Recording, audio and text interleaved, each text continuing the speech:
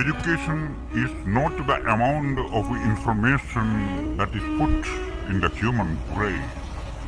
It must have man-making, character-making, and life-building assimilation of ideas. 4 ਹਫ਼ਤਿਆਂ 'ਚ synthetic drugs ਜਾਂ ਚਿੱਟਾ ਪੰਜਾਬ ਦੇ ਵਿੱਚੋਂ ਖਤਮ ਕੀਤਾ ਜਾਏਗਾ।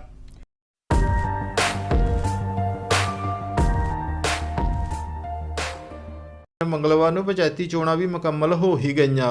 ਨਾਮਜ਼ਦਗੀ ਫਾਰਮ ਰੱਦ ਹੋਣ ਕਰਕੇ ਅਤੇ ਹੋਰ ਚੋਣ ਜ਼ਿਆਦਤੀਆਂ ਕਰਕੇ ਜਿਸ ਤਰ੍ਹਾਂ ਲੋਕ ਅਤੇ ਸਿਆਸੀ ਪਾਰਟੀਆਂ ਅਦਾਲਤਾਂ ਵਿੱਚ ਜਾ ਰਹੀਆਂ ਸਨ, ਉਸ ਤੋਂ ਸੰਭਾਵਨਾ ਲੱਗ ਰਹੀ ਸੀ ਕਿ ਇਹ ਪੰਚਾਇਤੀ ਚੋਣਾਂ ਸ਼ਾਇਦ ਰੱਦ ਹੀ ਹੋ ਜਾਣ। ਪਰ ਚਲੋ ਚੰਗਾ ਹੋਇਆ, ਇਹ ਚੋਣ ਪ੍ਰਕਿਰਿਆ ਪੂਰੀ ਹੋ ਗਈ ਅਤੇ ਵੋਟਾਂ ਪੈ ਗਈਆਂ। 5 ਸਰਪੰਚ ਉਹ ਚੁਣ ਲਏ ਗਏ। ਵੀਡੀਓ ਸ਼ੁਰੂ ਕਰਨ ਤੋਂ ਪਹਿਲਾਂ ਦੋਸਤੋ, ਜੇ ਚੈਨਲ ਨੂੰ ਹਾਲੇ ਤੱਕ ਸਬਸਕ੍ਰਾਈਬ ਨਹੀਂ ਕੀਤਾ ਹੈ ਤਾਂ ਸਬਸਕ੍ਰਾਈਬ ਵੀ ਜ਼ਰੂਰ ਕਰ ਲਓ। ਦੋਸਤੋ, ਪੰਜਾਬ ਵਿੱਚ ਲਗਭਗ 13,237 ਦੇ ਕਰੀਬ ਪੰਚਾਇਤਾਂ ਹਨ। ਇਹਨਾਂ ਪੰਚਾਇਤਾਂ ਲਈ 13,237 ਦੇ ਕਰੀਬ ਸਰਪੰਚ ਵੀ ਚੁਣੇ ਜਾਣੇ ਸਨ ਅਤੇ 83,437 ਉਹ ਪੰਚ ਵੀ ਚੁਣੇ ਜਾਣੇ ਸਨ। ਤਕਰੀਬਨ 3,798 ਦੇ ਕਰੀਬ ਪਿੰਡਾਂ ਦੇ ਸਰਪੰਚ ਸਰਬਸੰਮਤੀ ਨਾਲ ਚੁਣੇ ਗਏ ਸਨ। ਬਾਕੀ ਥਾਵਾਂ 'ਤੇ ਵੋਟਾਂ ਪੈਣੀਆਂ ਸਨ।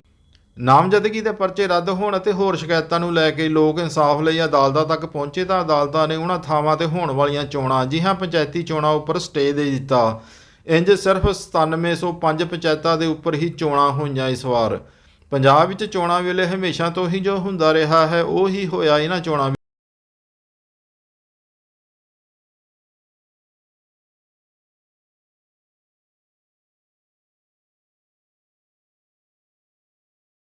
ਹੇਰਾਫੇਰੀ ਕਰਨ ਦੀ ਕੋਸ਼ਿਸ਼ ਕਰਦੀ ਹੀ ਹੈ। ਚੋਣਾਂ ਵਿੱਚ ਕਈ ਵਾਰ ਤਾਂ ਐਵੇਂ ਹੀ ਅਫਵਾਹਾਂ ਉੱਡ ਜਾਂਦੀਆਂ ਹਨ ਅਤੇ ਲੜਾਈ ਝਗੜਾ ਸ਼ੁਰੂ ਹੋ ਜਾਂਦਾ ਹੈ। ਇਸ ਵਾਰ 3 ਥਾਈਂ ਇਹੋ ਜਿਹੇ ਝਗੜਿਆਂ ਕਰਕੇ ਗੋਲੀ ਤੱਕ ਚੱਲ ਗਈ। ਤਰਨਤਾਰਨ ਦੇ ਪਿੰਡ ਸੋਲ, ਭਗਤ ਸੈਨ ਜੀ ਵਾਲਾ ਸੋਲ, ਉੱਥੇ ਵੀ ਗੋਲੀ ਚੱਲੀ ਹੈ। ਮੋਗੇ ਦੇ ਬਾਗਾ ਪੁਰਾਣਾ ਅਤੇ ਪਟਿਆਲੇ ਦੇ ਸਨੌਰ, ਉਹਨਾਂ ਥਾਵਾਂ ਦੇ ਉੱਪਰ ਵੀ ਗੋਲਾਬਾਰੀ ਦੀਆਂ ਖਬਰਾਂ ਆਈਆਂ ਹਨ। ਦੱਸਦੇ ਹਨ ਕਿ ਇਹਨਾਂ ਵਿੱਚ 4 ਲੋਕ ਜ਼ਖਮੀ ਹੋ ਗਏ ਹਨ। ਦੋਸਤੋ, ਕਾਂਗਰਸ ਪਾਰਟੀ ਅੱਜ ਕੰਪਿਊਟਰ ਦੇ ਯੁੱਗ ਵਿੱਚ ਮਤਦਾਨ ਪੇਟੀਆਂ ਰਾਹੀਂ ਚੋਣਾਂ ਕਰਵਾਉਣ ਦੀ ਮੰਗ ਰਾਸ਼ਟਰੀ ਪੱਧਰ 'ਤੇ ਕਰਦੀ ਰਹੀ ਹੈ। ਦੋਸਤੋ, ਸਾਡੇ ਪੰਜਾਬ ਵਿੱਚ ਪਟਿਆਲੇ ਦੇ ਪਿੰਡ ਖੁੱਡਾ ਪਿੰਡ ਵਿੱਚ ਲੋਕ ਧੱਕੇ ਨਾਲ ਮਤਦਾਨ ਪੇਟੀ ਹੀ ਚੁੱਕ ਕੇ ਲੈ ਗਏ, ਜੋ ਬਾਅਦ ਵਿੱਚ ਖੇਤਾਂ ਵਿੱਚੋਂ ਮਿਲੀ। ਇਹੋ ਤਾਂ ਕਾਂਗਰਸ ਪਾਰਟੀ ਚਾਹੁੰਦੀ ਹੈ ਕਿ MLA ਦੀਆਂ ਚੋਣਾਂ ਹੋਣ ਜਾਂ MP ਦੀਆਂ ਚੋਣਾਂ ਹੋਣ, ਉਸ ਵੇਲੇ ਇੰਜ ਹੀ ਕੀਤਾ ਜਾਵੇ। ਜਿੱਥੇ ਇਹਨਾਂ ਦਾ ਧੱਕਾ ਚੱਲਦਾ ਹੋਵੇ ਉੱਥੇ ਇੰਜ ਉਹ ਆਪਣਾ ਧੱਕਾ ਚਲਾ ਸਕਣ। ਦੋਸਤੋ, 1947 ਤੋਂ ਬਾਅਦ ਇਹੋ ਜਿਹੀਆਂ ਕਰਤੂਤਾਂ ਕਰਕੇ ਹੀ ਤਾਂ ਕਾਂਗਰਸ ਬਹੁਤ ਸਾਰੀਆਂ ਥਾਵਾਂ 'ਤੇ ਲਗਾਤਾਰ ਚੋਣਾਂ ਜਿੱਤਦੀ ਰਹੀ ਸਾਲ ਬਰ ਸਾਲ। ਨਕਸਲਵਾਦ ਵੇਲੇ ਵੀ ਪੱਛਮੀ ਬੰਗਾਲ ਵਿੱਚ ਕਾਮਰੇਡ, ਬੰਦੂਕ ਦੇ ਜ਼ੋਰ 'ਤੇ ਅਤੇ ਕ੍ਰਾਂਤੀ ਲਿਆਉਣ ਵਾਲੇ ਕਾਮਰੇਡ, ਇਹ ਡਰ ਦੇ ਸਿਰ 'ਤੇ ਹੀ ਇੰਜ ਹੀ ਦਸ਼ਕਾਂ ਰਾਜ ਕਰ ਗਏ। ਇਹਨਾਂ ਨੂੰ ਫੋਨ ਲੇਟੈਸਟ ਮਾਡਲ ਚਾਹੀਦਾ ਹੈ। ਬੈਲ ਗੱਡੀਆਂ ਦੀ ਥਾਂ ਇਹਨਾਂ ਨੂੰ ਬੈਸਟ ਕਾਰ ਦੀ ਥਾਂ ਹੁਣ ਨਿਊ ਮਾਡਲ ਵਾਲੀਆਂ ਲੇਟੈਸਟ ਕਾਰਾਂ ਚਾਹੀਦੀਆਂ ਹਨ। ਆਪਣੇ ਪਰਿਵਾਰ ਦੀ ਜਾਂ ਆਪਣੀ ਬਿਮਾਰੀ ਵੇਲੇ ਇਹਨਾਂ ਨੂੰ ਸਰਕਾਰੀ ਡਿਸਪੈਂਸਰੀ ਦੀ ਥਾਂ ਜਾਂ ਹਕੀਮ ਦੀ ਦਵਾਈ ਦੀ ਥਾਂ ਸਗੋਂ ਅਤੀ ਆਧੁਨਿਕ ਪ੍ਰਾਈਵੇਟ ਹਸਪਤਾਲ ਚਾਹੀਦੇ ਹਨ। ਪਰ ਵੋਟਾਂ ਵੇਲੇ ਉਹੀ ਠੱਪਾ ਲਾਓ। ਵੋਟਿੰਗ ਮਸ਼ੀਨ ਦੀ ਥਾਂ ਇਹਨਾਂ ਨੂੰ ਬੈਲਟ ਪੇਪਰ, ਉਸ ਰਾਹੀਂ ਚੋਣ ਚਾਹੀਦੀ ਹੈ। ਦੋਸਤੋ, ਜਿਹੀ ਸੋਚ ਦੇ ਅਸੀਂ ਆਪਣੇ ਰਿਪਰੈਜ਼ੈਂਟੇਟਿਵ ਚੁਣਦੇ ਹਾਂ, ਉਹੋ ਜਿਹੀ ਸੋਚ ਹੀ ਸਾਡੇ ਜ਼ਿਆਦਾਤਰ ਸਮਾਜ ਦੇ ਲੋਕਾਂ ਦੀ ਹੁੰਦੀ ਹੈ। ਫਿਰ ਅਸੀਂ ਕਿਉਂ ਰੋਂਦੇ ਹਾਂ ਕਿ ਅਸੀਂ ਵਿਦੇਸ਼ਾਂ, ਖਾਸ ਕਰ ਅਮਰੀਕਾ ਅਤੇ ਯੂਰਪੀਅਨ ਕੰਟਰੀਆਂ ਦੇ ਮੁਕਾਬਲੇ 100 ਸਾਲ ਪਿੱਛੇ ਚੱਲ ਰਹੇ ਹਾਂ। ਥੋੜ੍ਹਾ ਵਿਚਾਰ ਕਰਨਾ ਚਾਹੀਦਾ ਹੈ। ਉਹਨਾਂ ਦੇਸ਼ਾਂ ਦੀ ਤਰੱਕੀ ਵੇਖ ਕੇ ਅਸੀਂ ਸੜਦੇ ਹਾਂ ਕਿ ਅਸੀਂ ਬਹੁਤ ਪਿੱਛੇ ਰਹਿ ਗਏ ਹਾਂ, ਪਰ ਉਹਨਾਂ ਕਾਰਨਾਂ ਵੱਲ ਅਸੀਂ ਕਦੀ ਧਿਆਨ ਹੀ ਨਹੀਂ ਦਿੰਦੇ। ਦੋਸਤੋ, ਇਹ ਪੰਚਾਇਤੀ ਚੋਣਾਂ ਹੋਈਆਂ, ਇਹ ਸਾਡੇ ਸਮਾਜ ਦੀ ਬੁਨਿਆਦੀ ਸੰਸਥਾ ਹੁੰਦੀ ਹੈ ਜਿੱਥੋਂ ਲੋਕਤੰਤਰ ਸ਼ੁਰੂ ਹੁੰਦਾ ਹੈ। ਇੱਕ ਛੋਟੀ ਜਿਹੀ ਆਬਾਦੀ, ਇੱਕ ਛੋਟਾ ਜਿਹਾ ਪਿੰਡ, ਰਲ ਮਿਲ ਕੇ ਲੋਕਤੰਤਰਿਕ ਢੰਗ ਨਾਲ ਆਪਾਂ ਆਪਣੇ ਨੁਮਾਇੰਦੇ ਚੁਣ ਸਕਦੇ ਹਾਂ। ਇੰਝ ਹੀ ਪਿੰਡਾਂ ਦੇ ਨੁਮਾਇੰਦਗੇ 5 ਸਰਪੰਚ ਆਦਿ ਚੁਣੇ ਹੁੰਦੇ ਹਨ ਇਹਨਾਂ ਚੋਣਾਂ ਵਿੱਚ। ਇਹ ਸਭ ਕੁਝ ਕਿੰਨੇ ਸੱਭਿਅਕ ਢੰਗ ਨਾਲ ਹੁੰਦਾ ਹੈ ਅਸੀਂ ਅਤੇ ਤੁਸੀਂ ਸਭ ਜਾਣਦੇ ਹੀ ਹਾਂ। ਜਿੱਥੇ ਸਰਬਸੰਮਤੀ ਨਾਲ ਸਰਪੰਚ ਆਦਿ ਚੁਣੇ ਗਏ ਹਨ ਇਸ ਵਾਰ, ਉੱਥੇ ਕਿਵੇਂ ਸਰਪੰਚੀ ਲਈ ਕਰੋੜਾਂ ਲੱਖਾਂ ਦੀਆਂ ਬੋਲੀਆਂ ਲੱਗੀਆਂ, ਉਸ ਦੀਆਂ ਖਬਰਾਂ ਚੱਲੀਆਂ, ਸਭ ਨੂੰ ਪਤਾ ਹੈ। ਪੰਚਾਇਤ ਹੁੰਦੀ ਹੈ ਪਿੰਡ ਦੇ ਲੋਕਾਂ ਦੁਆਰਾ ਆਪਣਾ ਨੁਮਾਇੰਦਾ ਪੰਚ ਅਤੇ ਫਿਰ ਸਰਪੰਚ ਚੁਣਨਾ, ਤਾਂ ਜੋ ਪਿੰਡ ਦੇ ਛੋਟੇ-ਮੋਟੇ ਕੰਮਕਾਜ, ਝਗੜੇ ਆਦਿ ਲਈ ਪਿੰਡ ਵਿੱਚ ਹੀ ਪਿੰਡ ਦੇ ਲੈਵਲ 'ਤੇ ਹੀ ਇਹ ਸਭ ਸੁਲਝਾ ਲਏ ਜਾਣ। ਬਾਕੀ ਸਰਕਾਰੀ ਦਰਬਾਰੇ ਪਿੰਡ ਦੀ ਨੁਮਾਇੰਦਗੀ ਵੱਖ-ਵੱਖ ਮਹਿਕਮਿਆਂ ਵਿੱਚ ਪੰਚਾਂ ਸਰਪੰਚ ਇਹੀ ਤਾਂ ਕਰਦੇ ਹਨ। ਬਹੁਤ ਸਾਰੇ ਕੰਮਾਂ ਵਿੱਚ ਇਹਨਾਂ ਦੀ ਲੋੜ ਪੈਂਦੀ ਹੈ। ਇਹ ਲੋਕਾਂ ਅਤੇ ਸਰਕਾਰ ਦੇ ਵਿੱਚ ਇੱਕ ਪੁਲ ਦਾ ਕੰਮ ਕਰਦੇ ਹਨ। ਜਿਵੇਂ ਉਦਾਹਰਨ ਦੇ ਤੌਰ ਤੇ ਲਿੰਕ ਰੋਡ, ਪਿੰਡ ਦੀਆਂ ਗਲੀਆਂ, ਸਵੱਛ ਪਾਣੀ, ਬਿਜਲੀ, ਸਿਹਤ ਸੰਬੰਧੀ, ਪ੍ਰਾਇਮਰੀ ਹਾਈ ਸਕੂਲ ਆਦਿ ਬੜਾ ਕੁਝ ਹੁੰਦਾ ਹੈ ਜਿੱਥੇ ਇਹ ਪੰਜ ਸਰਪੰਚ ਉਸ ਪਿੰਡ ਦੇ ਲੋਕਾਂ ਦੀ ਨੁਮਾਇੰਦਗੀ ਕਰਦੇ ਹਨ, ਉਹਨਾਂ ਦੇ ਹੱਕ ਵਿੱਚ ਖੜ੍ਹਦੇ ਹਨ। ਪਿੰਡ ਦੇ ਲੋਕਾਂ ਦੀਆਂ ਲੋੜਾਂ ਪਰੇਸ਼ਾਨੀਆਂ ਬਾਰੇ ਸਰਕਾਰ ਦੇ ਨੁਮਾਇੰਦਿਆਂ ਨੂੰ ਦੱਸਦੇ ਹਨ। ਪਰ ਕੀ ਸੱਚ ਹੀ ਇੰਜ ਹੁੰਦਾ ਹੈ? ਅੱਜ ਦੀ ਸੱਚਾਈ ਕੀ ਹੈ? ਕੀ ਪੰਚੀ ਸਰਪੰਚੀ ਲੋਕਾਂ ਦੀ ਸੇਵਾ ਦਾ ਸਾਧਨ ਰਹਿ ਗਿਆ ਹੈ ਜਾਂ ਬਸ ਚੌਧਰ ਦੀ ਭੁੱਖ? ਸਭ ਨੂੰ ਜਵਾਬ ਪਤਾ ਹੈ। ਪਹਿਲਾਂ ਦੋਸਤੋ ਸਾਡੇ ਮਾਪਿਓ ਦੇ ਦੌਰ ਵਿੱਚ ਅਤੇ ਕਿਸੇ ਵੇਲੇ ਦਾਦੇ ਦੇ ਦੌਰ ਵਿੱਚ ਵੀ ਅਸੀਂ ਵੇਖਿਆ ਸੁਣਿਆ ਹੈ ਕਿ ਪੰਚ ਸਰਪੰਚ, ਖਾਸ ਕਰ ਸਰਪੰਚ, ਉਹ ਲੋਕ ਚੁਣੇ ਜਾਂਦੇ ਸਨ ਜੋ ਸਮਰੱਥ ਹੋਣ, ਸਤਿਕਾਰਯੋਗ ਹੋਣ ਪੂਰੇ ਪਿੰਡ ਵਿੱਚ। ਉਹਨਾਂ ਦੀ ਆਰਥਿਕ ਹਾਲਤ ਵੀ ਇਹੋ ਜਿਹੀ ਹੋਵੇ ਕਿ ਜੇ ਕਿਸੇ ਮਾਤਰ ਸਾਥੀ ਨਾਲ ਕਿਤੇ ਜਾਣਾ ਪਵੇ ਕਿਸੇ ਕੰਮਕਾਜ ਲਈ ਸ਼ਹਿਰ ਜਾਂ ਸਰਕਾਰੀ ਦਰਬਾਰੇ ਜਾਂ ਅਦਾਲਤ ਆਦਿ ਤਾਂ ਉਹ ਇਹ ਸੋਚੀ ਨਾ ਪੈ ਜਾਵੇ ਕਿ ਦਿਹਾੜੀਪਨ ਹੋ ਜਾਵੇਗੀ ਜਾਂ ਕਿੱਥੋਂ ਪੈਸੇ ਲੈ ਕੇ ਆਵਾਂਗੇ ਜੋ ਖਰਚ ਹੋਣਗੇ। ਦੋਸਤੋ ਇਸੇ ਕਰਕੇ ਹੀ ਪਿੰਡਾਂ ਵਿੱਚ ਪਹਿਲਾਂ ਸਰਪੰਚੀ ਸਰਦੇ ਪੁੱਜਦੇ ਘਰਾਂ ਵਿੱਚ ਹੀ ਹੁੰਦੀ ਸੀ, ਜਾਂ ਫਿਰ ਪਿੰਡ ਵਿੱਚ ਕੋਈ ਚੰਗਾ ਪੜ੍ਹਿਆ ਲਿਖਿਆ ਹੁੰਦਾ ਸੀ, ਉਸ ਕੋਲ ਸਰਪੰਚੀ ਲਈ ਲੋਕ ਆਪ ਪਹੁੰਚ ਕਰਦੇ ਸਨ। ਉਸ ਨੂੰ ਲੋਕ ਆਪ ਰਿਕੁਐਸਟ ਕਰਕੇ ਸਰਪੰਚੀ ਲਈ ਮਨਾ ਲੈਂਦੇ ਸਨ। ਬੇਸ਼ੱਕ ਦੂਜੇ ਪਾਸੇ ਕੋਈ ਸਰਦਾ ਪੁੱਜਦਾ ਪਰਿਵਾਰ, ਜ਼ਿਮੀਂਦਾਰ ਪਰਿਵਾਰ ਹੋਵੇ, ਪਰ ਲੋਕਾਂ ਦੀ ਪਹਿਲ ਹੁੰਦੀ ਸੀ ਕਿ ਇਹੋ ਜਿਹੇ ਪੜ੍ਹੇ ਲਿਖੇ ਵਿਅਕਤੀ ਨੂੰ ਹੀ ਸਰਪੰਚ ਬਣਾਇਆ ਜਾਵੇ।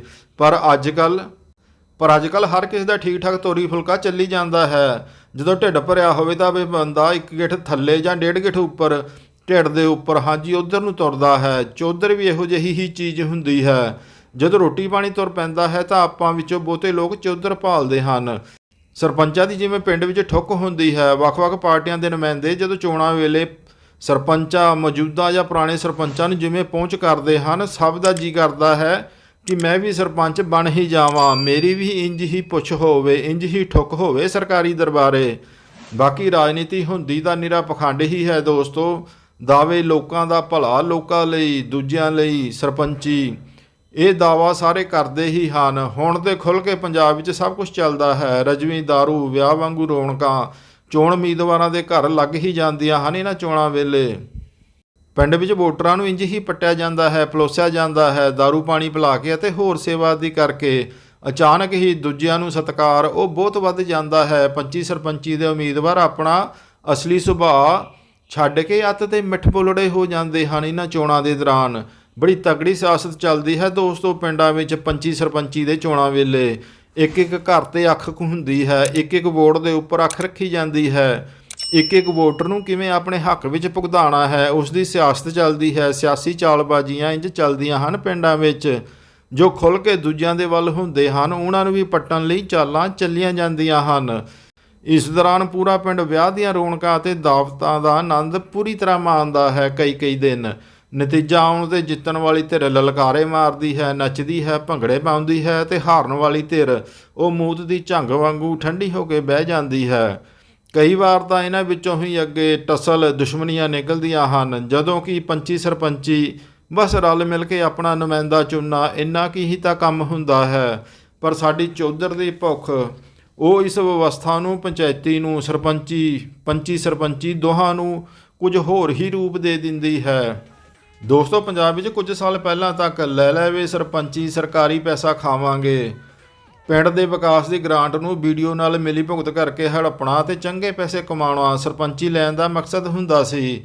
ਪਰ ਹੁਣ ਇਹ ਟ੍ਰੈਂਡ ਘਟ ਗਿਆ ਹੈ। ਹੁਣ ਤਾਂ ਬਸ ਚੌਧਰ ਹਉਮੈ ਉਹੀ ਮੂਹਰੇ ਹੈ ਇਹਨਾਂ ਚੋਣਾਂ ਵਿੱਚ। ਜੇ ਤੁਸੀਂ ਸਹਿਮਤ ਨਹੀਂ ਹੋ ਤਾਂ ਥੋੜ੍ਹਾ ਵਿਚਾਰ ਕਰੋ, ਕੀ ਕੋਈ ਪਿੰਡ ਦੇ ਵਿਕਾਸ ਦੀ ਗੱਲ ਕਰਦਾ ਹੈ ਇਹਨਾਂ ਚੋਣਾਂ ਵਿੱਚ? ਪਿੰਡ ਦੀਆਂ ਪਰੇਸ਼ਾਨੀਆਂ ਦਾ ਹੱਲ ਕਰਨ ਦਾ ਦਾਅਵਾ ਕਰਦਾ ਹੈ ਪੰਚਾਇਤੀ ਚੋਣਾਂ ਵੇਲੇ? ਬਿਲਕੁਲ ਨਹੀਂ। ਬਸ ਜਿੱਤਣਾ ਹੈ, ਮੈਨੂੰ ਜਿਤਾਓ, ਇਹ ਹੀ ਸਭ ਦੇ ਮੂੰਹ ਵਿੱਚ ਹੁੰਦਾ ਹੈ। ਸਾਡੇ ਪਿੰਡਾਂ ਵਿੱਚ ਨਸ਼ਾ ਕਿੰਨੀ ਬੁਰੀ ਤਰ੍ਹਾਂ ਘਰ ਕਰ ਚੁੱਕਾ ਹੈ, ਘਰ ਦੇ ਘਰ ਤਬਾਹ ਕਰ ਚੁੱਕਾ ਹੈ। ਕੀ ਕੋਈ ਸਰਪੰਚੀ ਦਾ ਉਮੀਦਵਾਰ ਹਿੱਕ ਥਾਪੜ ਕੇ ਕਹਿੰਦਾ ਹੈ ਕਿ ਮੈਂ ਪਿੰਡ ਵਿੱਚੋਂ ਨਸ਼ਾ ਖਤਮ ਕਰਵਾਵਾਂਗਾ ਜੇ ਮੈਨੂੰ ਸਰਪੰਚ ਬਣਾ ਦਿਓ, ਪਿੰਡ ਨਸ਼ਾ ਮੁਕਤ ਕਰ ਦੇਵਾਂਗਾ ਸਰਪੰਚ ਬਣਨ 'ਤੇ? ਪਿੰਡ ਵਿੱਚ ਵਿਹਲੜ ਆਵਾਰਾ ਘੁੰਮਦੇ ਨੌਜਵਾਨਾਂ ਦੀ ਕਾਉਂਸਲਿੰਗ, ਉਹਨਾਂ ਨੂੰ ਕੋਈ ਕੰਮਕਾਜ ਕਰੋ, ਧੀਆਂ ਭੈਣਾਂ ਸਭ ਦੀਆਂ ਸਾਂਝੀਆਂ ਹੁੰਦੀਆਂ ਹਨ, ਉਹਨਾਂ ਦਾ ਸਤਿਕਾਰ ਕਰੋ। ਕੀ ਕੋਈ ਇਹੋ ਜਿਹੀ ਪੋਜ਼ੀਟਿਵ ਗੱਲ ਕਰਦਾ ਦਿਖਦਾ ਹੈ ਤੁਹਾਨੂੰ ਇਹਨਾਂ ਚੋਣਾਂ ਵਿੱਚ? ਆਪਣੇ ਪਿੰਡਾਂ ਦੇ ਤਜਰਬੇ ਤੋਂ ਤਾਂ ਬਿਲਕੁਲ ਵੀ ਨਹੀਂ। ਲੋਕ ਵੀ ਬਸ ਇਸੇ ਕਰਕੇ ਵੋਟ ਕਰਦੇ ਹਨ ਕਿਉਂਕਿ ਉਸ ਦੇ ਨਾਲ ਕੰਮ ਪੈਂਦਾ ਹੈ, ਉਹ ਵੇਲੇ ਕੁਵੇਲੇ ਨਾਲ ਤੁਰ ਸਕਦਾ ਹੈ, ਥੋੜ੍ਹੀ ਬਹੁਤ ਸਾਂਝ ਹੈ, ਇਸੇ ਆਧਾਰ 'ਤੇ ਹੀ ਉਸ ਦੇ ਹੱਕ ਵਿੱਚ ਵੋਟ ਪਾ ਦਿੰਦੇ ਹਨ।